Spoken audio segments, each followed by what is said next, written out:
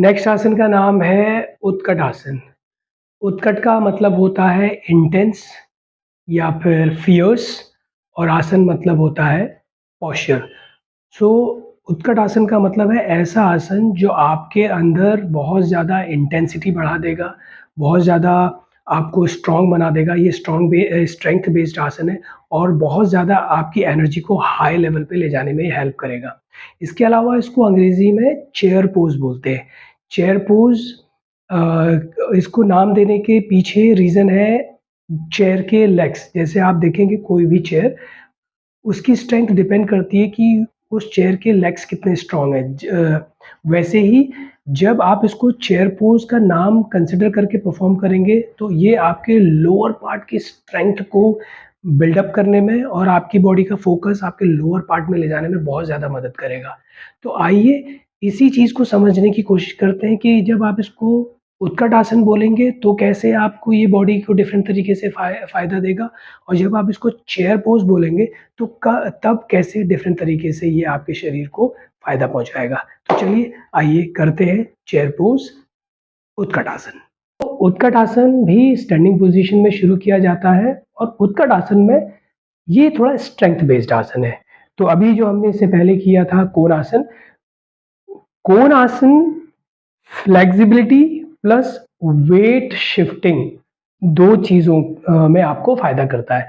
तो कोण आसन अगर आप रेगुलर प्रैक्टिस करेंगे, तो आपका वेट शिफ्टिंग भी अच्छा होगा और आपकी फ्लेक्सिबिलिटी बढ़ेगी। यहाँ पे जब हम उत्कट आसन की बात कर रहे हैं, तो उत्कट आसन का मेन फ़ोकस है स्ट्रेंथ पे और वेट शिफ्टिंग पे। तो आइए देखते हैं ये स्ट्रेंथ को कैसे चैलेंज करेगा। उत्कट आसन भी स्टैंडिंग पोज़ीशन में ही परफ़ॉर्म होता है। तो इसमें क्या करना है आपको, इसमें पैरों के बीच में बहुत से लोग इसको पैरों के बीच का गैप 0 करके भी करते हैं और बहुत से लोग इसमें पैरों के बीच का गैप शोल्डर की विड्थ के बराबर करते हैं। तो ये डिपेंड करता है आपके कम्फ़र्ट पे। तो आपको क्या करना है, स्टैंडिंग पोज़ीशन पे आना है और अपने दोनों पैरों के बीच का गैप शोल्डर की विड्थ के बराबर करना है। मुझे लगता है कि शोल्डर की विड्थ के बराबर अगर आप गैप करेंगे तो आपको वेट शिफ्टिंग में भी अच्छा रहेगा और अगर नी वेल्गस या वेरस का इश्यू है, फ्लैट फीट का इश्यू है, तो उसके साथ भी आप इसको कर सकते हैं। ठीक है? अब जब आपने देखा कि दोनों पैरों के बीच में गैप प्रॉपर है, तो आप आई लेवल पे देखेंगे और पहले ना स्ट्रेचिंग पोज़ पे जाइए उत्कट आसन को करने से पहले। तो स्ट्रेचिंग पोज़ आप लोगों ने अगर देखा होगा ताड़ासन,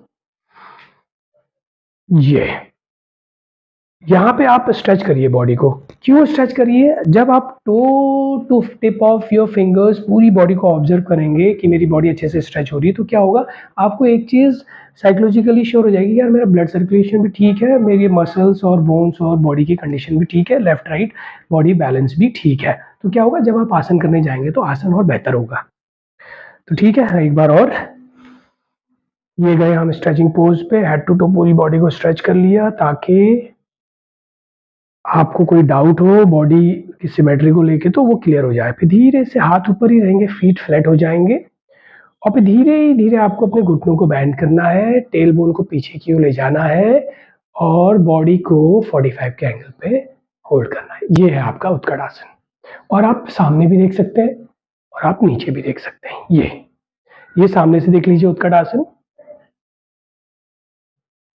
फिर जब थोड़ी देर आप रुके, सीधे जाइए वापस स्ट्रेचिंग पोज़ पे और रिलैक्स।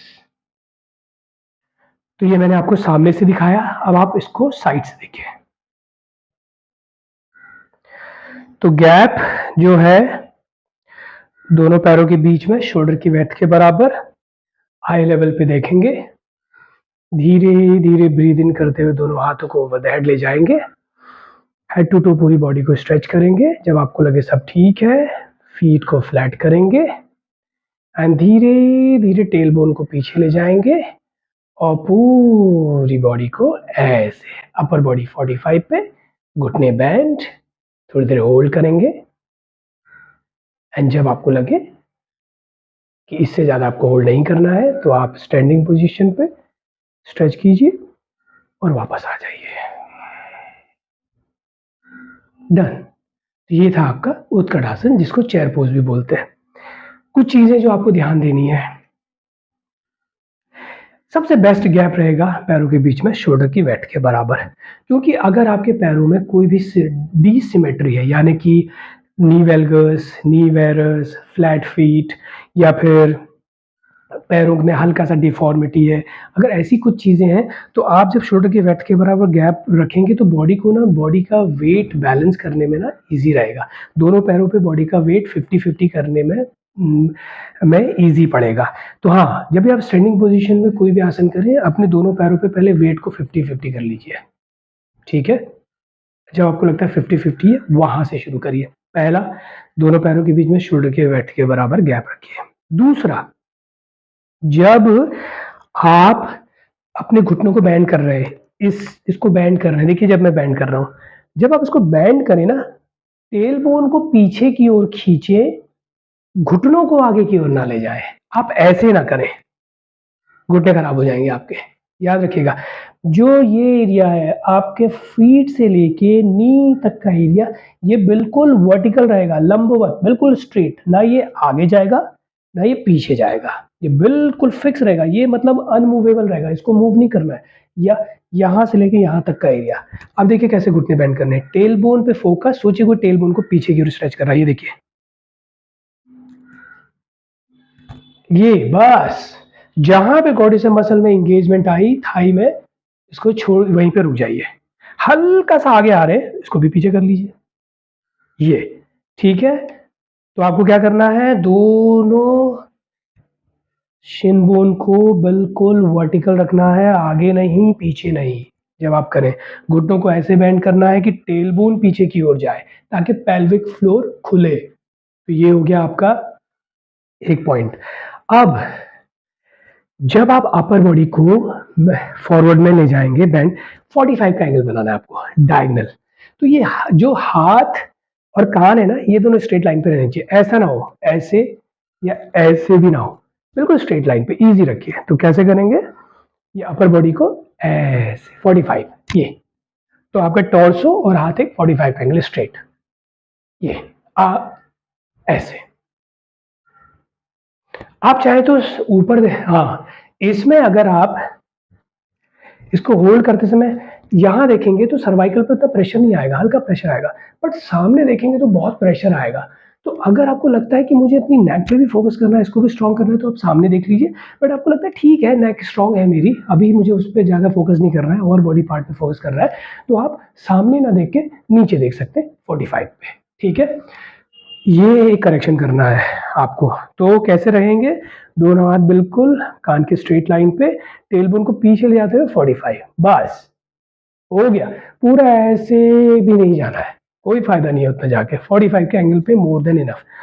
अब तीसरा, हो सकता है आपकी शोल्डर स्टिफ हो, तो आपको फिर वहां पे ना इतना सिमेट्री का ध्यान नहीं देना है, जितना हाथ आ जाए। मान लिया आपके शोल्डर ऐसे है, इससे पीछे जा ही नहीं रहे, कोई बात नहीं, इतना ही रखिए, इसी में जाइए।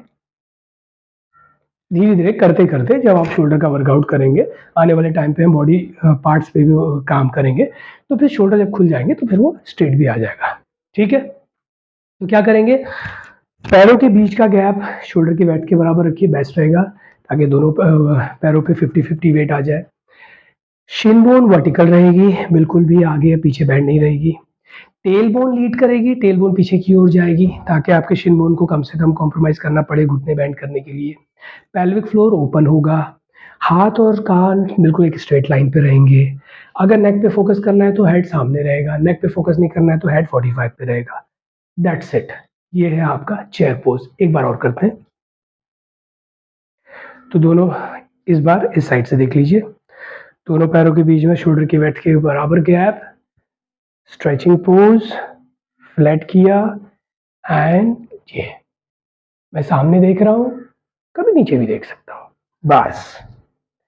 यहाँ पे रह के भी करेक्शन कर सकते हैं, मुझे लगा कि थोड़ा घुटने आ गए हैं तो मैंने पीछे कर लिए, फिर ये एंड वापस। ये है आपका उत्कट आसन चेयर पोज। अब जाएंगे बेनिफिट्स पे।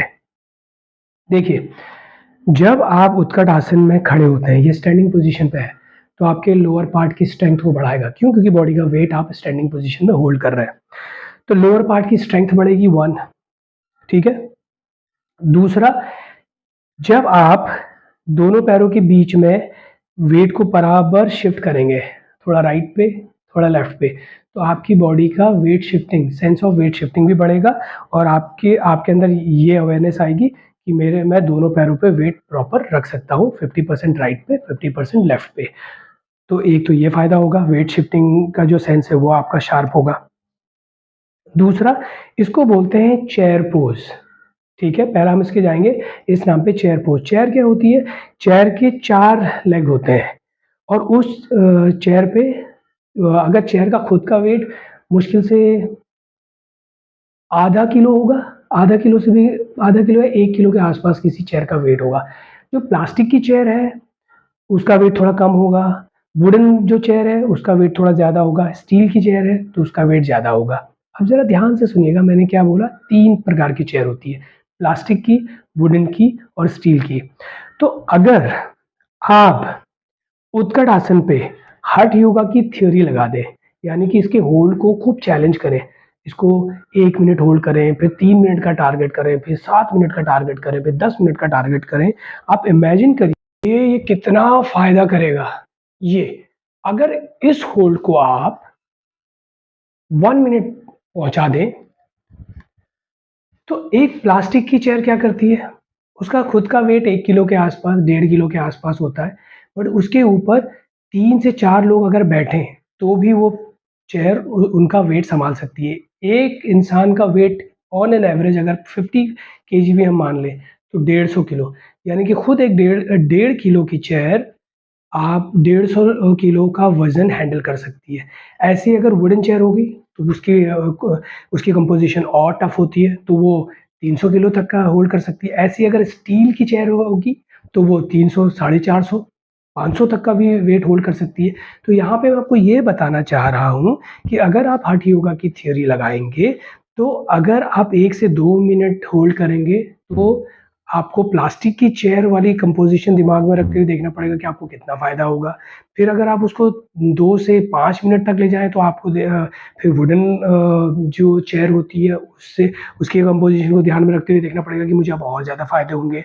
और फिर अगर आप इसको 7 मिनट क्रॉस करवा दें, 10 मिनट्स, 15 मिनट्स होल्ड करें जहाँ पे बॉडी अच्छा खासा पेन को एक्सपीरियंस करे, तो फिर ये आपको स्टील की चेयर जैसा, यानी कि स्टील की जैसी आपकी बॉडी बना देगी और आपकी बॉडी कंपोज़िशन इतनी स्ट्रॉन्ग हो जाएगी इस चेयर पोज़ को करके, इस उत्कट आसन को करके, कि आप अपने से 2 गुना और तो 3 गुना तक के वेट को बड़े आराम से हैंडल करना सीख जाएँगे। यानी कि अगर आप वेट ट्रेनिंग करते हैं, आप वेट लिफ्टर हैं, तो वहाँ पे आपको फ़ायदा कर सकते हैं, वहाँ पे अपनी परफ़ॉर्मेंस को इम्प्रूव करने में फ़ायदा कर सकता है। आप लोगों को एक इंटरेस्टिंग बात बताता हूँ, हमारी जो हील है, यहाँ पे होती है हमारी कैल्केनियल बोन और इसी के ही ऊपर जो ये मसल है, इसको हम बोलते हैं कैल्केनियल टेंडन, जिसको एक्किलीज़ टेंडन भी बोलते हैं। टेंडन मतलब होता है बॉडी का एक थिक पार्ट जो आपके बोन्स को आपके मसल से जॉइन करता है। तो जब मसल और बोन काम करते हैं तो ये बीच में उनके कोऑर्डिनेशन लिवर का काम करता है। तो आपको पता है अगर आप अपने एक्कीलेस टेंडन को इस एरिया को अच्छे से टोन करें, अच्छे से इस पे काम करें, तो आप अपनी बॉडी से 4 गुना ज़्यादा वेट हैंडल कर सकते हैं। यानी कि अगर आप 60 किलो के हैं, तो आप 250 किलो के आस-पास के वेट को हैंडल कर सकते हैं, वेट ट्रेनिंग के थ्रू या फिर आप अगर रेसलर हैं, तो रेसलिंग के through, whatever profession, whatever sports you are active in. तो इतनी मैजिकल चीज़ है ये बॉडी, इतने ज़्यादा सीक्रेट्स, इतने ज़्यादा हिडन ट्रेजर है आपकी बॉडी में, वो ढूँढना ही योगा है। तो ठीक है, बैक टू द पॉइंट। तो जब आप ऐसे करके जा रहे हैं, तो आप कहीं न कहीं इस पोर्शन को भी स्ट्रेच कर रहे हैं, तो कहीं न कहीं आपका जो एक्किलीज़ टेंडन है, वो भी स्ट्रेच हो रहा है और एक्किलीज़ टेंडन अगर स्ट्रेच होगा, तो आपकी बॉडी की वेट हैंडलिंग कैपेसिटी और अच्छी हो जाएगी। तो जो मैं आपको बोल रहा था कि अगर आप हठ योगा की थ्योरी लगाएँगे चेयर पोज़ पे, उत्कट आसन पे, तो आपकी बॉडी स्पेशली लोअर पार्ट, क्योंकि किसी भी चेयर के जो लेग्स होते हैं, वो सबसे ज़्यादा स्ट्रॉन्ग होते हैं। अगर मान लीजिए एक चेयर का लेग छोटा हो और बड़ा हो, तो वो चेयर की सिमेट्री बिगड़ जाएगी। तो यहाँ पे आपकी सिमेट्री भी ठीक करेगा, ठीक है? तो पहला ये आपके लेग्स को बहुत ज़्यादा स्ट्रॉन्ग बना देगा। लेग्स इतने स्ट्रॉन्ग हो जाएँगे कि आपकी वेट हैंडलिंग कैपेसिटी अच्छी हो जाएगी और तो और आप अपने शरीर से 3 गुना 4 गुना ज़्यादा वेट ईज़िली हैंडल करना सीख जाएँगे। तीसरा, इसको फियर्स पोज भी बोलते हैं। उत्कट, उत्कट मतलब इंटेंस, तो ये आपकी बॉडी की इंटेंसिटी को बहुत बढ़ा देगा। अगर आप लो एनर्जी फ़ील करते हैं, आपको लो ब्लड प्रेशर का इश्यू है, आपको लगता है मेरी मसल्स बहुत वीक है, मेरी बॉडी में मसल मास नहीं है, बोन्स फ्रेजाइल है, ऑस्टियोपोरोसिस है, या फिर आपको लगता है आप वात डोमिनेटेड है, एक्टोमॉर्फ, एक्टोमॉर्फ क्या होते हैं? बॉडी का साइज़ बहुत छोटा, बॉडी का फ्रेम छोटा, बोन्स बहुत वीक होती हैं और जॉइंट डिसऑर्डर का इश्यू बहुत होता है उन लोगों को। ऐसे लोगों को लो ब्लड प्रेशर होता है, ऐसे लोगों को उत्कट आसन जैसे आसन खूब ट्राई करने चाहिए। इसके ऑपोज़िट हाई ब्लड प्रेशर वालों को इसको लॉन्ग होल्ड नहीं करना चाहिए, नहीं तो क्या होगा हाइपरटेंशन की प्रॉब्लम आ जाएगी। तो ये कुछ फ़ायदे हैं उत्कट आसन को करने से। उत्कट आसन इंटेंसिटी बढ़ा देगा, ब्लड सर्कुलेशन अच्छा कर देगा, लो ब्लड प्रेशर है तो उसको डील करने में अच्छा हेल्प करेगा। लो ऑफ एनर्जी फ़ील करते हैं, वीक बोन्स हैं, मसल मास कम है, तो इन चीज़ों में आपकी बॉडी की स्ट्रेंथ को बढ़ाने में हेल्प करेगा। लोअर पार्ट को रॉक जैसा बना देगा आपको। तो ये था आपका उत्कट आसन, इसको रेगुलर प्रैक्टिस कीजिए और इसके मैक्सिमम से मैक्सिमम फ़ायदे लीजिए। चलिए, अब चलते हैं नेक्स्ट आसन पे। तो नेक्स्ट आसन जो हम करने जा रहे हैं, उसका नाम है दंडासन। दंडासन मतलब दंड प्लस आसन। यहाँ पे दंड का मतलब है रॉड या फिर स्टिक और आसन मतलब पॉस्चर। तो यानी कि एक ऐसा आसन, ऐसा पॉस्चर जिसमें आप डंडे के जैसे, स्टिक के जैसे अपने बॉडी को सीधा और स्ट्रेट और अलाइनमेंट में लाने की कोशिश करते हैं। तो आइए देखते हैं कैसे इसको परफॉर्म किया जाता है। तो इसके लिए सबसे पहले क्या करेंगे, साइड फेसिंग बैठ जाएंगे ताकि आप मुझे देख सकें। फिर दोनों पैरों को स्ट्रेट स्ट्रेच आउट कर दीजिए। तो जब आप पैरों को स्ट्रेट करेंगे, याद रखिएगा जब भी आप बेसिक आसन कर रहे हैं तो रूल्स को बहुत ध्यान में रखते हुए करिए। क्योंकि जितना आप बेसिक आसन्स को करते-करते रूल्स को फ़ॉलो करेंगे तो जब तक आप इंटरमीडिएट लेवल के आसनों में पहुँचेंगे या फिर एडवांस लेवल के आसनों में पहुँचेंगे, तो आपकी वो आदत बन जाएगी और इस तरीके से जब आप एडवांस लेवल के आसन करेंगे तो आपकी बॉडी को कम से कम डैमेज और कम से कम नुकसान होंगे। इसीलिए ये प्रिपरेशन करते समय आप ज़्यादा से ज़्यादा सावधानियाँ दीजिए। तो जब भी आप इस पे बैठे हैं दंडासन, इसी को दंडासन बोलते हैं जब आप पैरों को स्ट्रेट करके बैठते हैं, तो आप क्या करें सबसे पहले एक आदत बना लें अपने टोज़ को चेक करने की। ये टो को इन, आउट, इन, आउट, थोड़ा स्क्वीज़, थोड़ा स्प्रेड, थोड़ा स्क्वीज़, थोड़ा स्प्रेड। ये आउटर, क्रॉस और फिर सर्कुलर मोशन पे स्ट्रेच करिए। ये इससे क्या होगा, इससे आप जो है अपने लोअर पार्ट को चेक कर रहे हैं। आप ब्रेन को ये मैसेज भेज रहे हैं कि just check if my lower part is okay, यानी कि हैमस्ट्रिंग ठीक है, काफ मसल ठीक है, वहाँ ब्लड का सर्कुलेशन ठीक हो रहा है, क्योंकि इनकी बहुत ज़्यादा मदद पड़ेगी हमें, ठीक है? मदद की ज़रूरत पड़ेगी। अब आप क्या करेंगे जब आपने चेक कर लिया, दोनों हाथ का सपोर्ट ले लीजिए, बिल्कुल हाथ ज़मीन पे रख लीजिए ताकि कमर पे कम से कम वेट आए। आप दोनों पैरों को इसमें जॉइन कर सकते हैं और हल्का-सा दोनों पैरों के बीच में गैप भी कर सकते हैं, बट मैक्सिमम गैप कितना होगा? शोल्डर की विड्थ के बराबर, ना उससे ज़्यादा, ना उससे कम। ये मैंने गैप कर लिया। अब मैं क्या करूँगा, दोनों हाथ को यहाँ से हटाऊँगा और थाइज़ पे रख दूँगा और सामने आई लेवल पे देखूँगा और धीरे, धीरे, धीरे, धीरे कमर को सीधा करूँगा। तो मेरा जो हेड और टॉर्सो तक का एरिया है, ये फ्लोर के वर्टिकल है, लंबवत है और मेरा कमर से पैर तक का एरिया जो है फ्लोर के पैरेलल है, समानांतर। तो ज़रा देखिए, हेड स्पाइन के अलाइनमेंट में स्ट्रेट, ना ऊपर देखेंगे, ना नीचे, सामने।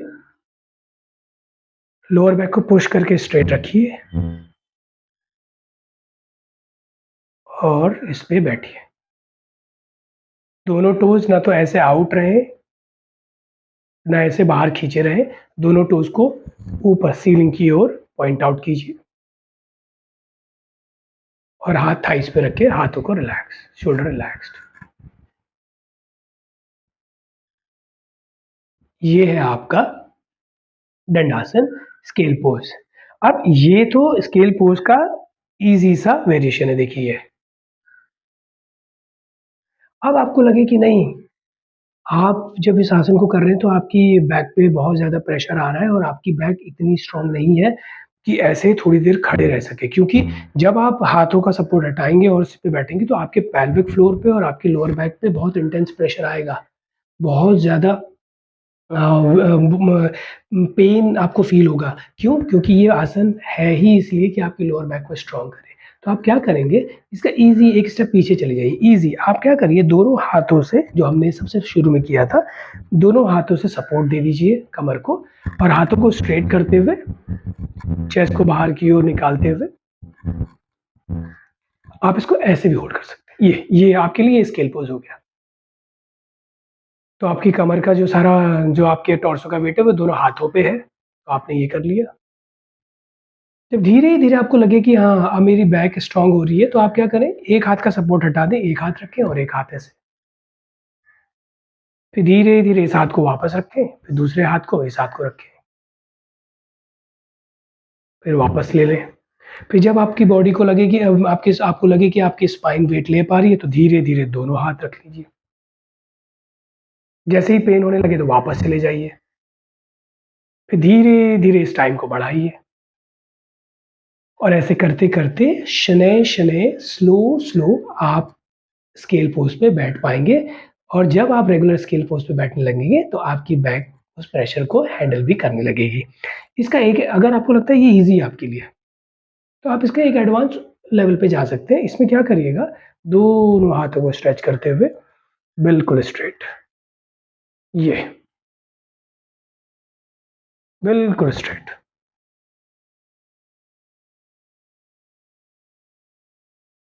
और ड्रॉप करके वापस। तो ये है आपका स्केल पोज़ दंडासन। तो आपको लगे कि आपकी बैक वीक है, वेट एकदम से नहीं ले सकती है, तो हाथ का सपोर्ट लेके प्राइमरी स्टेज पे जाइए। फिर हाथ थाइज़ पे रखने की आदत डालिए सेकेंडरी, और फिर एडवांस लेवल पे जाइए। स्केल पोज़ करते समय क्या-क्या आपको ध्यान देना है? देखिए, जो पैरों के बीच का गैप है, ये जो गैप है, ये बहुत ज़्यादा ना हो। फिर ये तो उपविष्ट कोणासन की ओर चला जाएगा, स्प्लिट की ओर चला जाएगा, नहीं। मैक्सिमम गैप शोल्डर की विड्थ के बराबर। या तो उससे कम, या फिर जॉइन, या फिर उतना। बस पहला तो आपको ये ध्यान देना है कि शोल्डर की वेट से ज़्यादा गैप ना हो। दूसरा, कमर को ज़्यादा से ज़्यादा आपको सीधा रखना है। कमर बैंड नहीं होनी चाहिए, इसमें बल्ज नहीं होना चाहिए आपकी बैक में। ऐसा ना हो कि आप बैठे हैं और आप ऐसे बैठे हैं, आपकी बैक खराब हो जाएगी, हंच बैक हो जाओगे, कुबड़ निकल आएगा आपकी पीठ में, राउंडेड हो जाएगी आपकी बैक, नहीं, बैक खराब हो जाएगी। ऐसे तो बैठना ही नहीं, ये गलत है, ये गलत है स्किल। इसमें पूरा लोअर बैक को पुश करेंगे, जितना पुश कर सकते हैं, चेस्ट को ओपन करेंगे, 45 के लेवल पे स्ट्रेच करेंगे। आपका थोरेसिक का लोअर एरिया, आपका लंबर एरिया एंगेज रहना चाहिए, बिल्कुल ऐसे ही है। थोड़ा एक्स्ट्रा एफर्ट लगा के स्ट्रेच करेंगे ये, और नेक बिल्कुल रिलैक्स्ड। ठीक है? तो ऐसा ना हो कि आप बैक को बिल्कुल ऐसे बेंड कर रहे हैं। तो टो को ना तो बाहर आउट स्ट्रेच करेंगे, ना टो को ऐसे ड्रॉप करेंगे, ना टो को अंदर की ओर खींचेंगे। टो बिल्कुल वर्टिकल रहेंगे, आपकी जो फीट का आउटर ब्लेड है, इनर ब्लेड है, वो बिल्कुल, जो बिग टो है वो पॉइंट आउट रहेगा टुवर्ड्स द सीलिंग, ऐसे, ठीक है? बिल्कुल ऐसे, नॉर्मल, ये रहेगा। पेल्विक फ्लोर, हिप एरिया, दोनों पे वेट प्रॉपर है, ऐसा ना हो कि इसको पीछे से देख लीजिए। तो ऐसा ना हो कि आपका एक वेट इधर इधर की ओर जा रहा है, ऐसे हैं आप, या फिर ऐसे हैं। जी नहीं, वेट दोनों हिप फ्लोर पे प्रॉपर रहना चाहिए। आप बॉडी को ऐसे शेक कर सकते हैं, रिस्ट्रेट, तो दोनों पे वेट प्रॉपर ऐसे रहना चाहिए। ऐसा ना हो एक शोल्डर ऐसे उठा हुआ है, एक शोल्डर ऐसे ड्रॉप है, नहीं, दोनों शोल्डर को रोल करके रिलैक्स कीजिए। ऐसा ना, एल्बो रिलैक्स कीजिए, ठीक है? और ऐसा ना हो कि हेड ऐसे या फिर ऐसे या ऐसे है, हेड अलाइनमेंट में रहेगा। तो पूरा पोस्चर आपका कैसा दिखेगा, ये बिल्कुल स्ट्रेट बॉडी।